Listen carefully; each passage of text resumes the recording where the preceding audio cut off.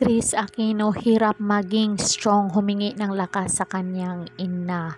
Karen Mix TV Showbiz Update. Disclaimer, ang mga larawang ito ay hindi pag-aari ng uploader. Ito ay kinukuha upang sa karagdagang impormasyon.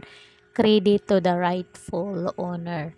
Ayun nga guys, Kris Aquino hirap ng maging strong, humingi ng lakas sa kanyang ina. Aminado ang queen of all-time media na si Kris Aquino na nahihirapan na rin siyang maging malakas sa paglaban sa iniindang sakit. Ngayong araw nagbahagi ang TV host actress ng larawan sa kanyang Instagram stories bilang pagunita sa kaarawan ng yumaong ina na si dating Presidente Cory Aquino.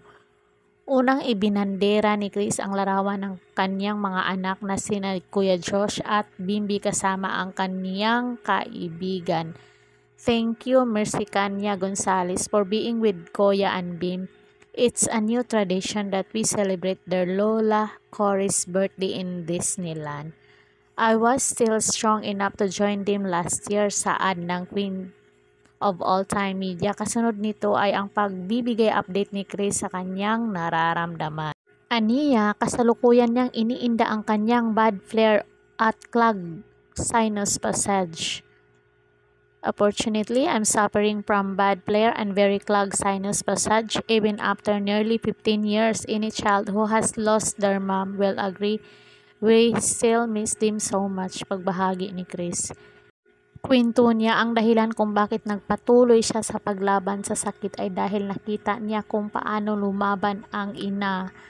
I keep going because I saw how much my mom endured through all her procedure, chemotherapy, radiation, etc. because she left her kids weren't ready. I needed time to accept that she's no longer be around, si ni Kris. Pakiusapan niya sa ina, Ma'am, may I have even just 20% of your courage and ability to surrender to God's will. Matatandaan nito lang ay laman na mga balita ang pag-uwi ng anak ni Kris na si Bim para magtrabaho dahil sa patuloy na pagtaas ng kanilang bills dahil sa kanyang pagpapagamot. Kung nagustuhan nyo ang video to guys, comment down kayo kung ano ang inyong pahayag dito kay Kris Aquino. Sana po ay gagaling na talaga itong si Miss Kris Aquino. Don't forget to like, share, comment, and subscribe Karen Mix TV. Thank you so much. Hanggang sa muli. Babush!